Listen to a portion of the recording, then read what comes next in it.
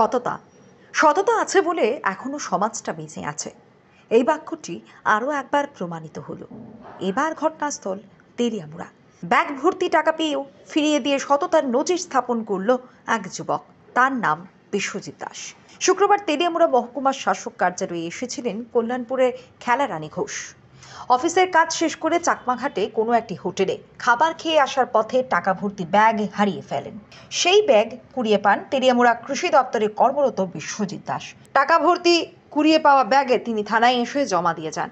শেষে টাকার মালিক নিজে তেলিয়ামুড়া থানায় টাকা হারানোর অভিযোগ লিপিবদ্ধ করতে এসে ব্যাগের খোঁজ পান।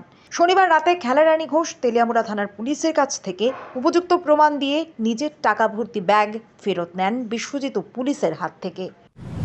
হারানো গেছিল, তো পার্সটা এখন কোন জায়গাতে নিছেন এবং কার সহযোগিতায় পার্সটা পাইছেন ফিরা? বিশ্বজিৎ বিশ্বাসের সহযোগিতায় পেয়েছি। কিভাবে পাইলেন পার্সটা? এই তো উনি চাকমাঘাট এলাকায় পেয়ে থানায় এনে জমা দিয়েছে। তো ওনাকে আমার অসংখ্য ধন্যবাদ।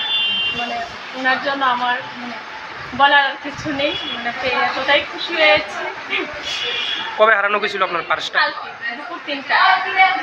কিভাবে জানতে পারলেন যে আপনার পার্সটা থানাতে? থানায় এন্ট্রি করতে আসি সন্ধ্যায়, তারপর আমি জানতে পারি পার্সটা জমা দেওয়া হয়ে গেছে। বর্তমান সমাজে এ ধরনের মানসিকতার লোক আছে যে মনে করেন মানুষের সৎ মনোভাব সম্পন্ন মানুষ আছে, কি বলবেন এই বিষয়টা নিয়ে? এই বিষয়ে আমি বিশ্বজিৎ দাকে বলার মতো আমার ভাষা নেই।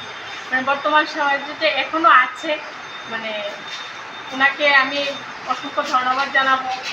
বলার মতো আমার ভাষা নেই। আপনার নাম? আমার নাম খেলারানী।